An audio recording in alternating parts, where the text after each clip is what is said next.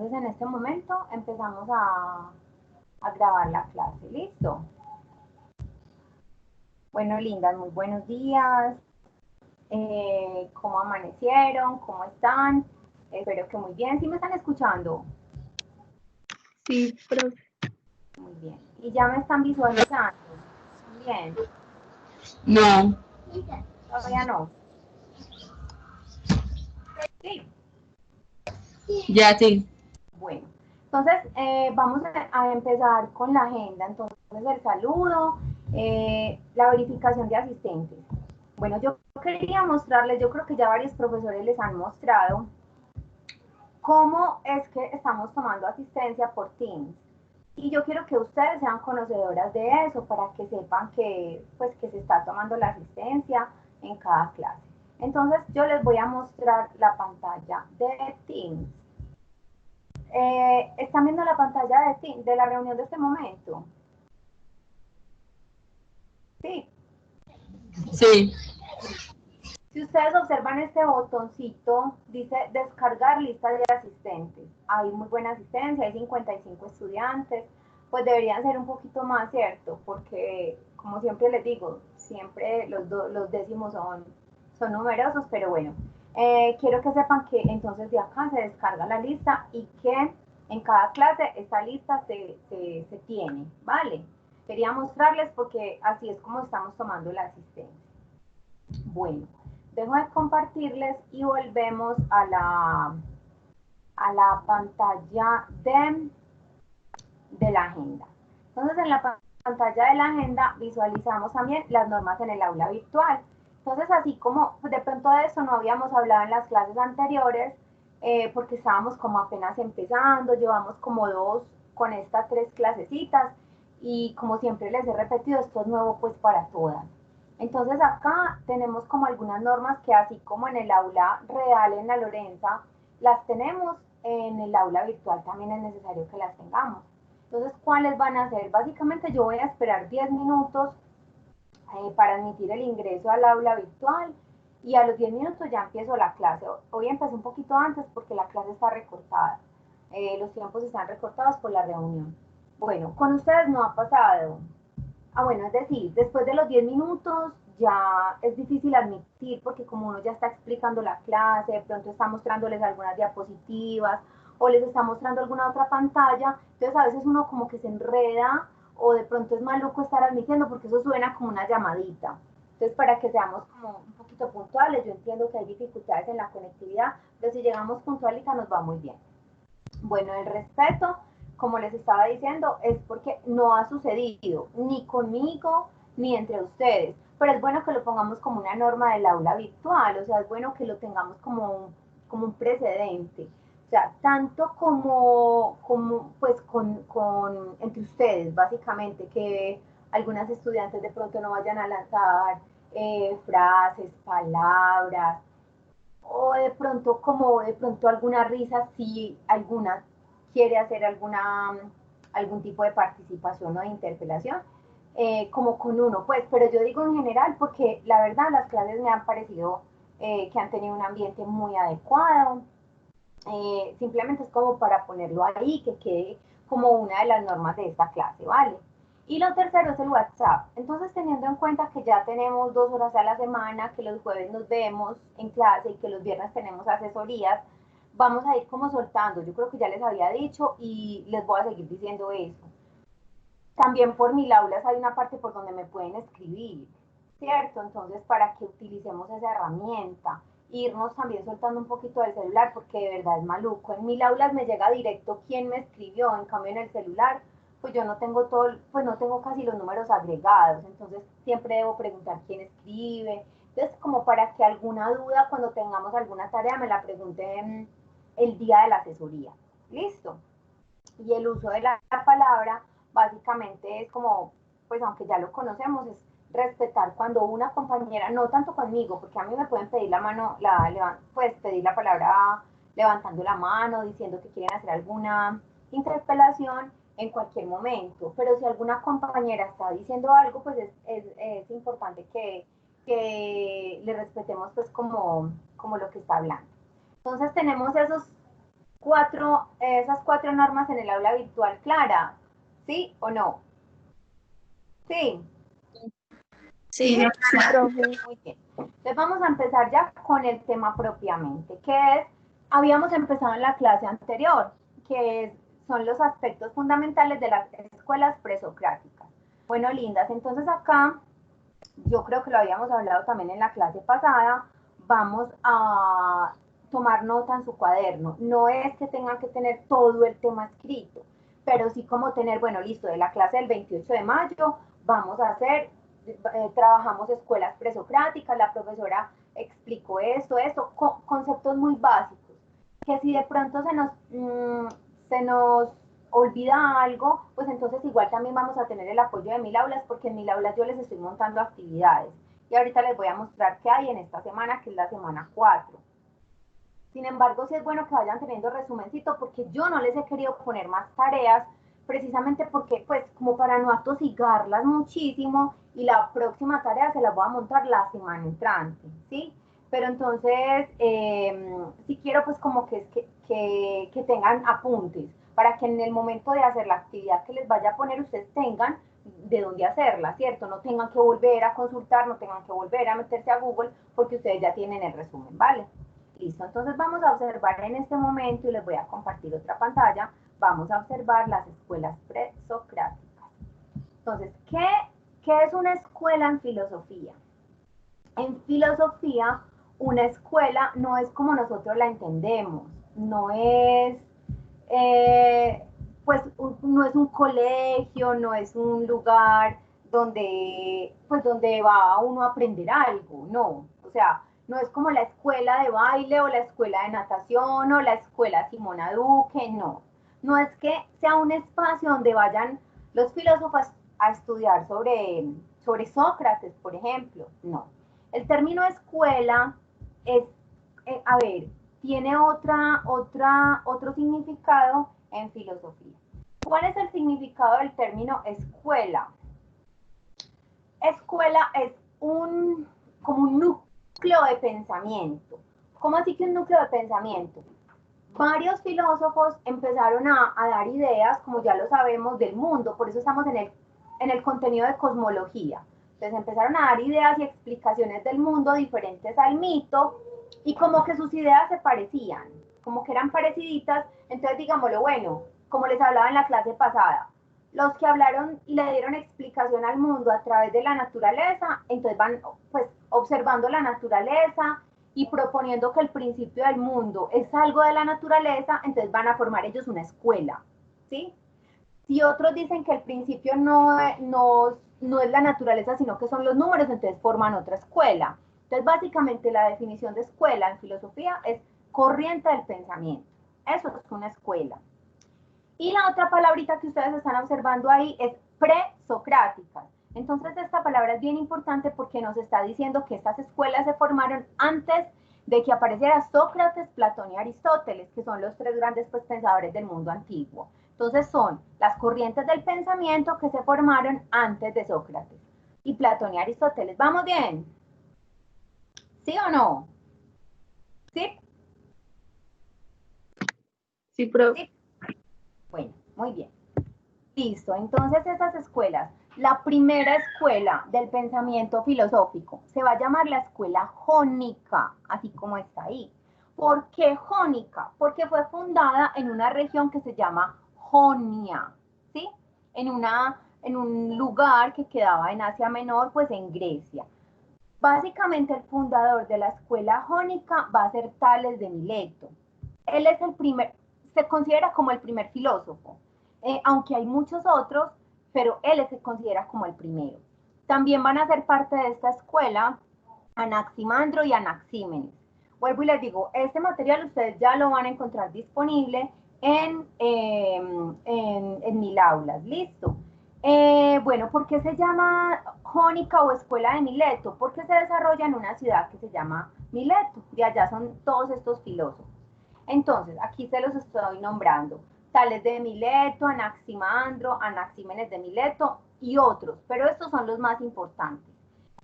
A ver, digamos, ¿cuál es el fundamento de la escuela jónica? La escuela jónica propuso puso o introdujo puntos de vista diferentes a lo que estaba en ese momento, ¿cierto? Entonces, la escuela jónica presenta una visión de la naturaleza en términos de entidades observables, digámoslo, como yo les explicaba en la clase pasada, entidades observables como el agua, o entidades que se pueden sentir, que son sensibles como el aire, ¿sí? Y por eso, por hablar de entidades que se pueden ver o que se pueden sentir, y no de cosas que son mitológicas como Zeus, porque ellos a Zeus no lo podían ver para nada, ¿cierto? En cambio el agua sí la pueden tomar, el agua se puede ver, el aire se puede sentir. Se puede decir con esto que como su objeto de estudio o su objeto para explicar el mundo eran cosas observables o que se podían percibir con los sentidos, se va a entender que es la primera escuela científica, ¿sí?, de la historia de la humanidad. Bueno, eso es como lo más importante. ¿Por qué se llama escuela jónica? ¿Quiénes son los filósofos más importantes y cuál es su fundamento? Listo, entonces tenemos que el primer filósofo de la escuela jónica, el fundador, entonces es Tales de Mileto. Y Tales de Mileto es considerado como el primero de los filósofos, el arjé. Acuérdense esta palabrita que les puse en la clase pasada. Si de pronto les sale en una actividad, les sale en alguna evaluacióncita, arjé significa principio de todo. El principio para Tales es el agua, principio de la vida, elemento originario que se encuentra en todos los seres de la naturaleza, ¿sí? Entonces miren que sí es, digamos, se están dando todas las herramientas con Tales de Mileto para que sea el fundador de la escuela. El primer elemento que él dice que es observable, que es sensible, pues que se puede percibir con los sentidos, es el agua. ¿Listo? Muy bien. Muchachas, esto es un resumen corto. Ustedes saben que las clases, pues, uno las tiene que resumir muchísimo. Es diferente, pues, así les estuviera explicando en el colegio. Bueno, entonces, aquí están algunas imágenes de ellas, de ellos. Esta es la palabra, pues, como en griego, pues, Arge, Anaxímenes, Tales y Anaximandro. Fundadores y además filósofos que hacían parte de la escuela jónica.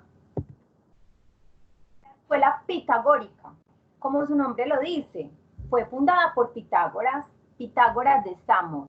Samos es el lugar de donde era Pitágoras. Entonces, tanto él como sus seguidores eran astrólogos, músicos, matemáticos y filósofos. Y recibirían el nombre de escuela pitagórica, pues por su fundador.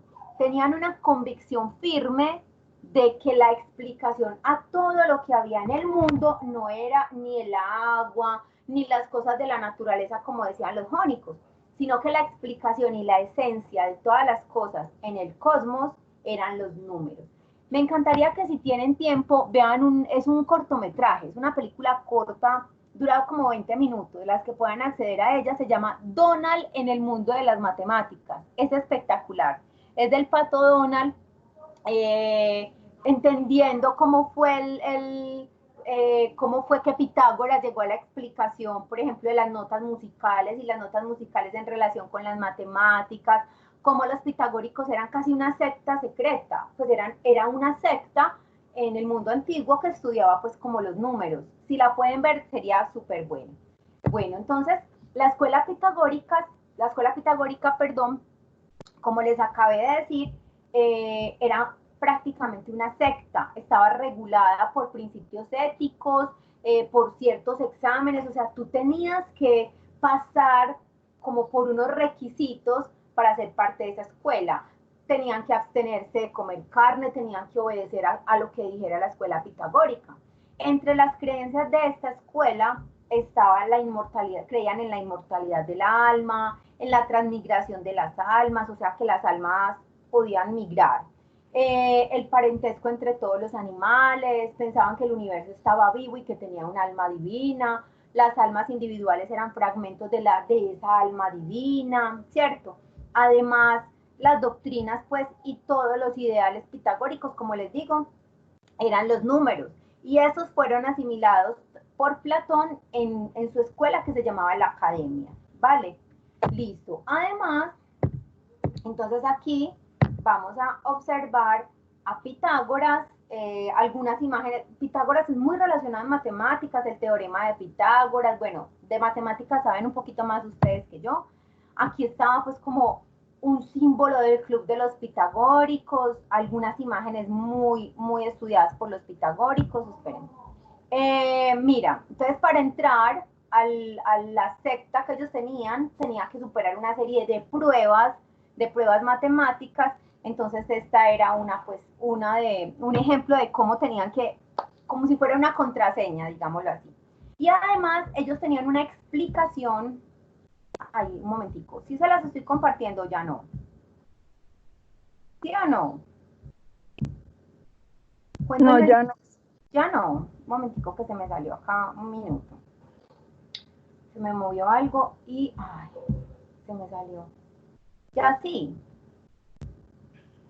Sí, Sí, muchachas. ¿Sí o no? sí, profe. Bueno, entonces yo quiero que ustedes miren acá, por ejemplo, los números, el límite para ellos era el número impar y lo ilimitado era representado por los números pares. El 1 y al frente está el múltiple, el derecho y en contraposición al derecho estaba lo izquierdo. O sea, en ese cuadro muestran la contraposición de todo, de muchas cosas en el mundo para los pitagóricos. Masculino, femenino, reposo, movimiento, o sea, lo que está en contra. Recto, curvo, luz, oscuridad, bueno, malo, cuadrado, rectángulo. Para ellos, los números impares representan todo lo de la columna de la izquierda y los números pares representan todo lo de la columna de la derecha. Entonces, lo impar es lo bueno para ellos y lo par es lo malo. Ellos asociaban a los números pares o impares muchas cosas del universo. Mejor dicho, ellos asociaban todo lo del cosmos hablo, acuérdense que cosmología es el estudio de todo lo que nos rodea para los filósofos, no solamente de los planetas. Entonces, miren la asociación que ellos hacen de muchas cosas del mundo, tanto, por ejemplo, hombres, mujeres, derecho, izquierdo, recto, curvo, etc. Entonces, bueno, escuela jónica, elementos de la naturaleza. Escuela pitagórica, números. Heráclito. Heráclito se los pongo solito y es otro filósofo.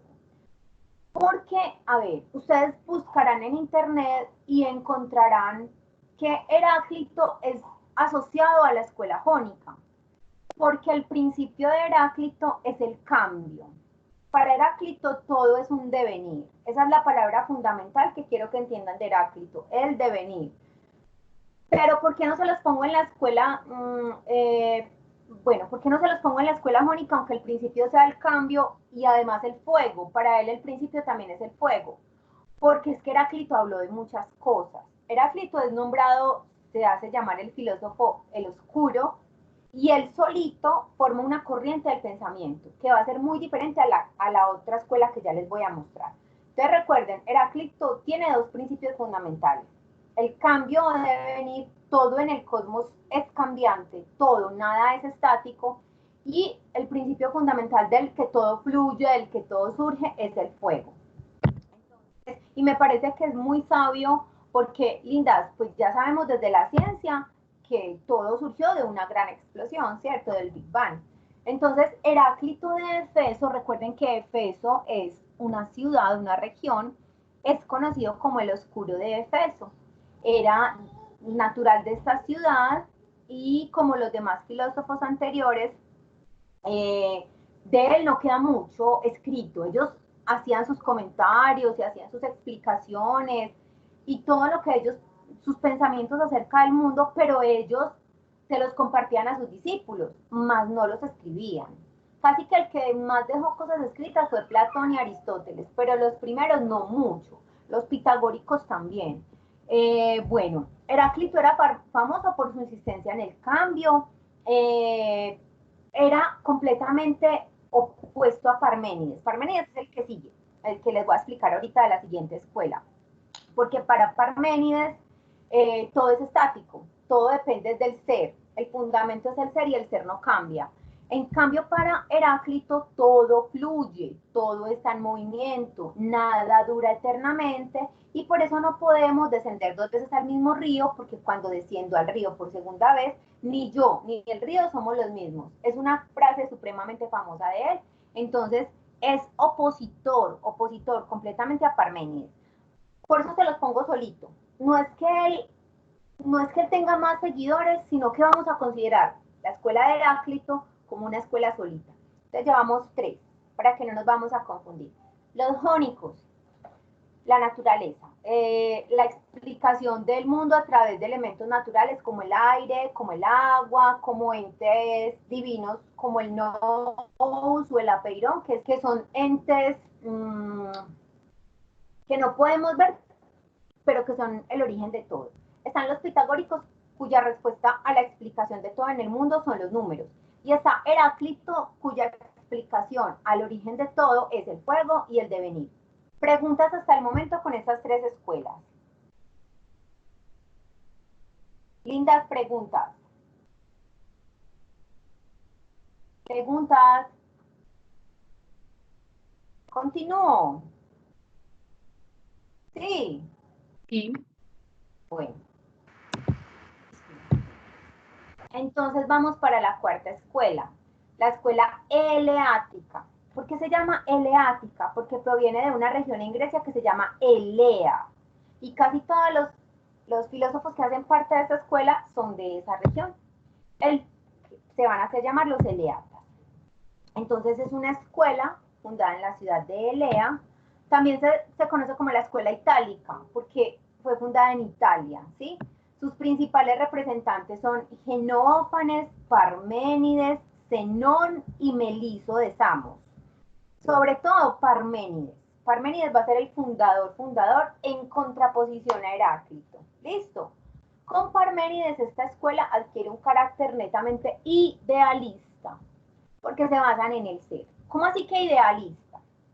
Bueno, los jónicos hablan de cosas que podemos ver, ¿cierto? Los pitagóricos hablan de los números que aunque no los podemos ver, sí son símbolos que representan cantidades y con los que se pueden hacer un montón de abstracciones mentales.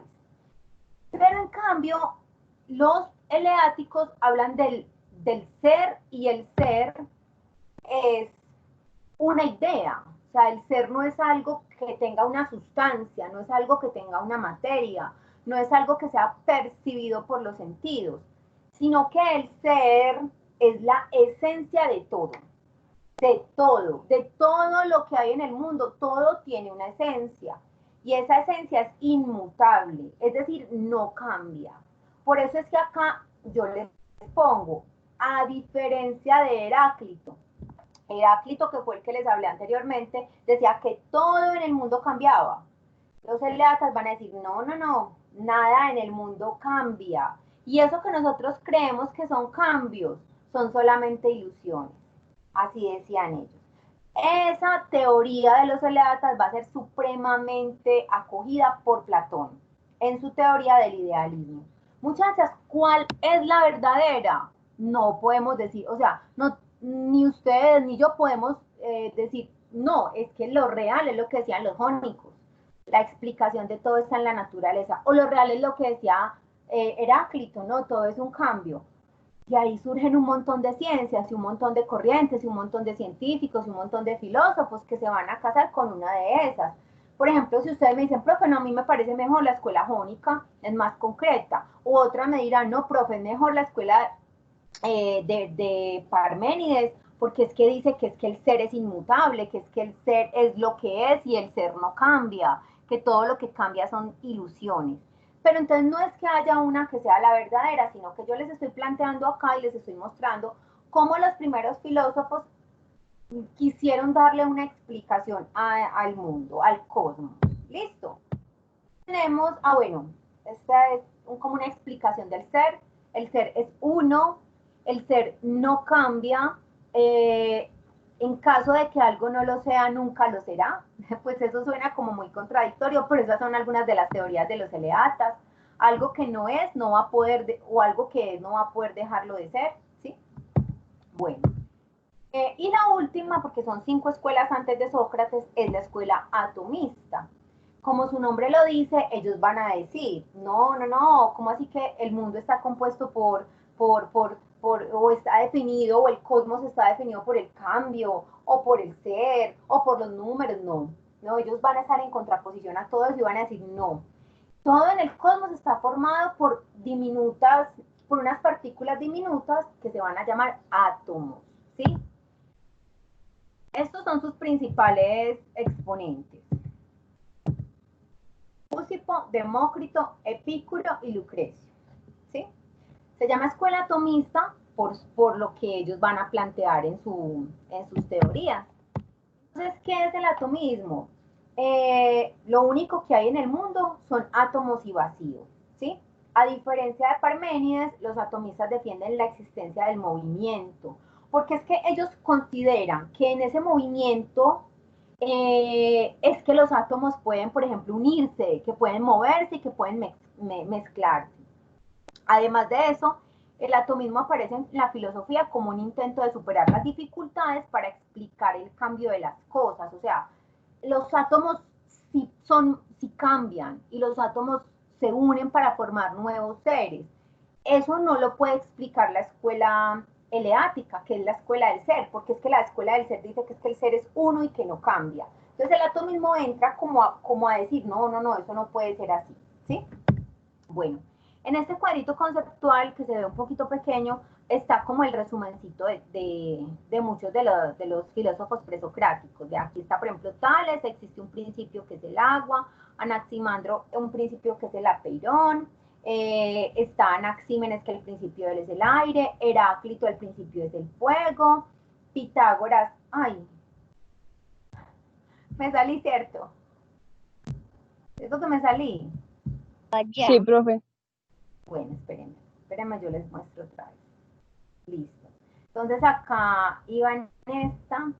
Se ve muy pequeñito, pero ya ustedes cuando lo tengan, pues y cuando ingresen a 1000 aulas, lo pueden ver más grandecito. Ahí hay un resumencito con palabritas claves como de casi todo. Esperen y verán. Entonces están los pitagóricos, mírenlos por acá, que dice que el orden en la naturaleza son los números, Parménides que estudia el ser, Empédocles los 4 elementos, Anaxágoras las semillas y los atomistas el principio fundamental es el átomo. Me encanta esta parte de aquí abajo porque es que miren que le resumen en una palabra cuál es el principio fundamental de todo. Miren que en Heráclito está, el principio es el fuego, pero que hay una realidad dinámica, o sea que la realidad cambia, ¿sí? En cambio, en los eleatas la realidad no cambia y estudian el ser. Bueno, lindas, preguntas por favor. Preguntas del tema de los presocráticos. Dudas. Bueno, pregunto yo. ¿Quién me sabe decir qué son las escuelas presocráticas?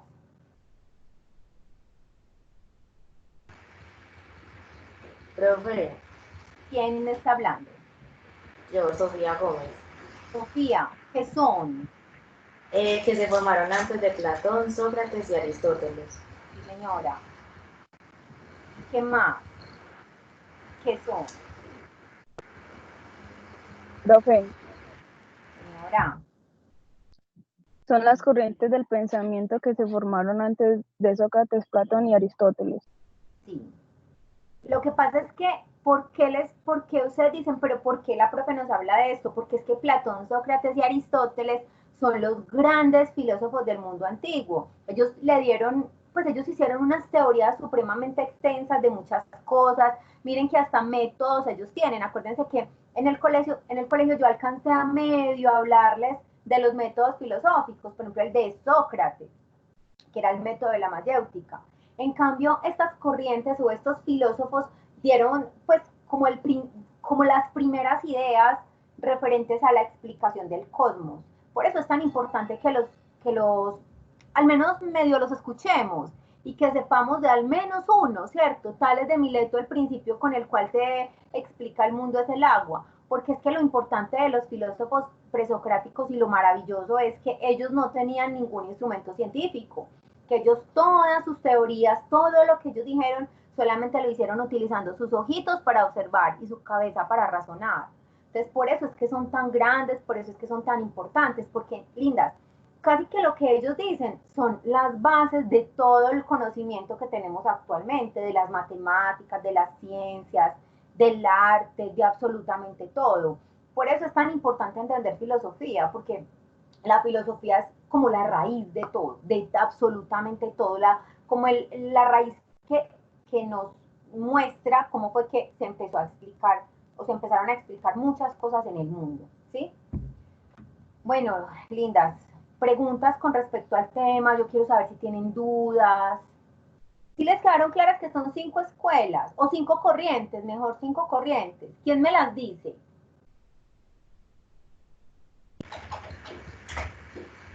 Yo.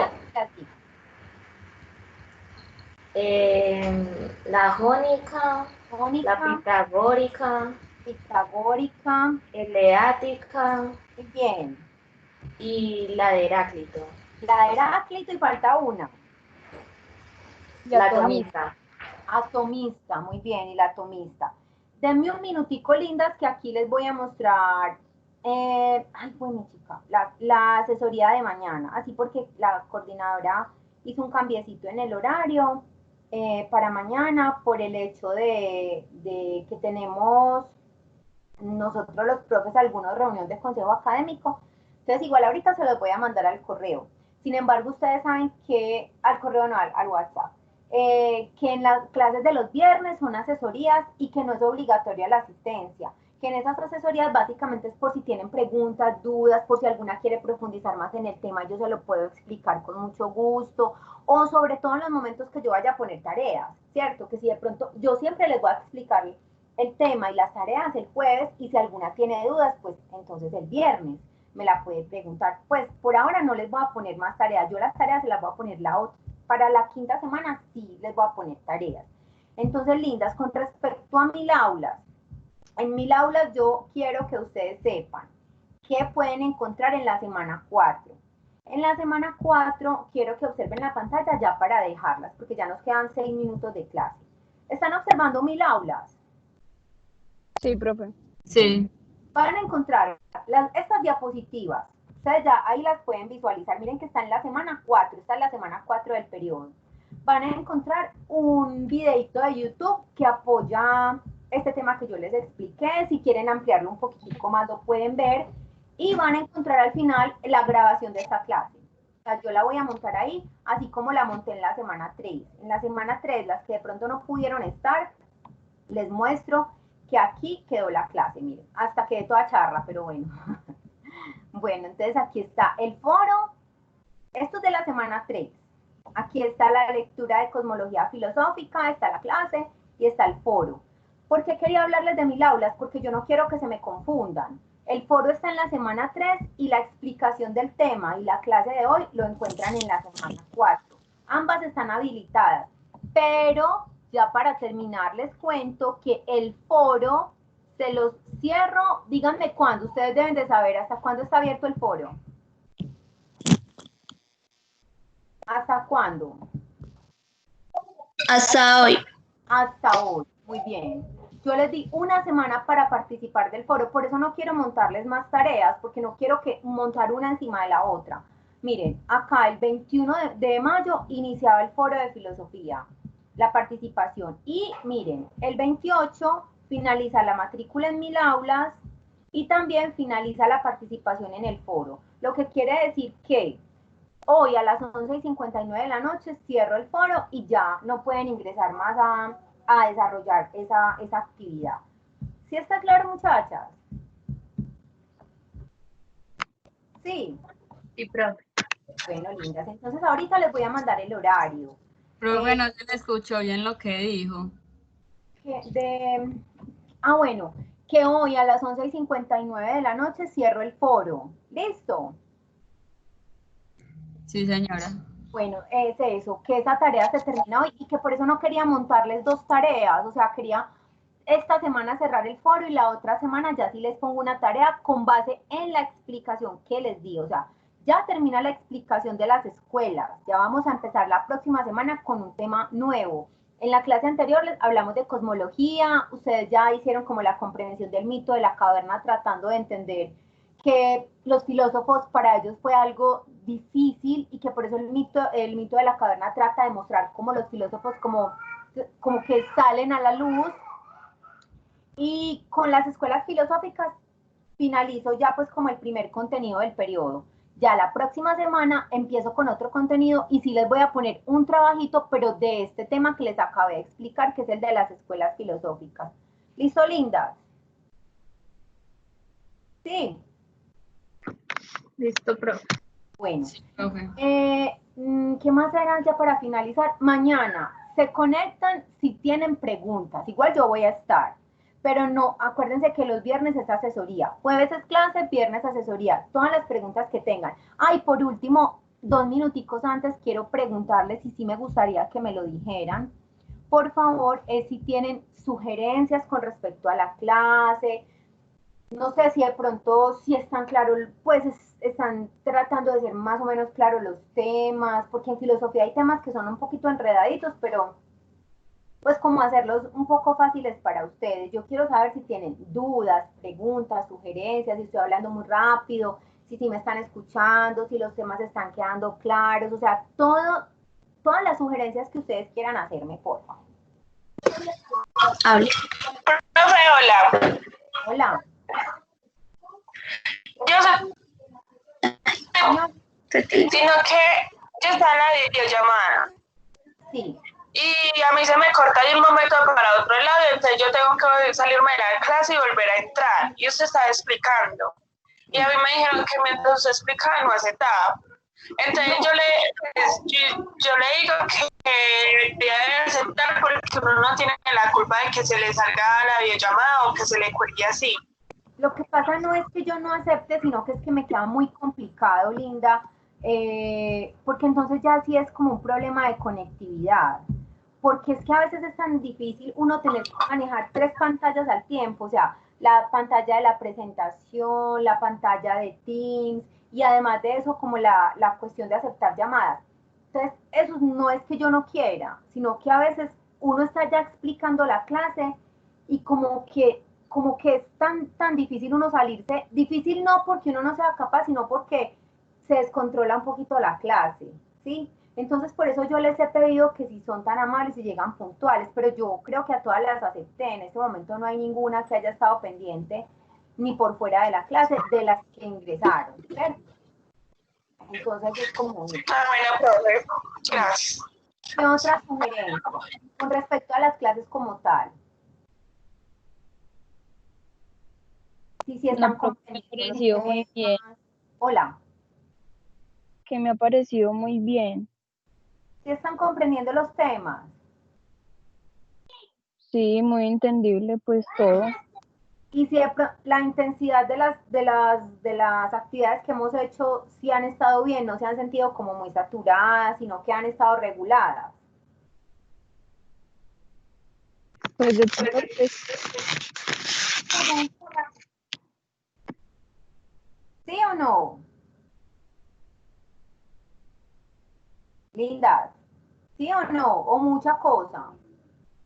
Solo les he puesto 2 trabajos.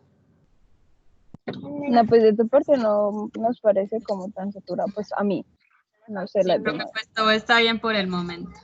Bueno, muy bien. Entonces mañana, ahorita les mando igual la foto del horario. Vuelvo y les digo, no, en la asesoría no, yo no cuento asistencia en la asesoría, porque me gusta que ingresen si tienen preguntas o sugerencias, y de pronto les da como pena preguntar delante de todas, mañana me lo pueden hacer en la asesoría. ¿Está bien? Sí.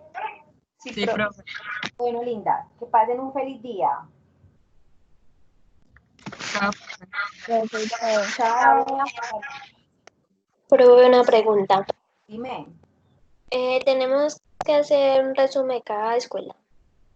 No, o sea, es como tomar notica en el cuaderno, pero si de pronto se te pasó algo, tú puedes ingresar a Mil Aulas, que allá yo también ya les puse las diapositivas y hay hasta un videito de apoyo, pero es como para que ustedes lo tengan en su cuaderno en el momento de hacer la tarea. ¿Listo? Ah, bueno, gracias, chao. Bueno, con gusto. Chao.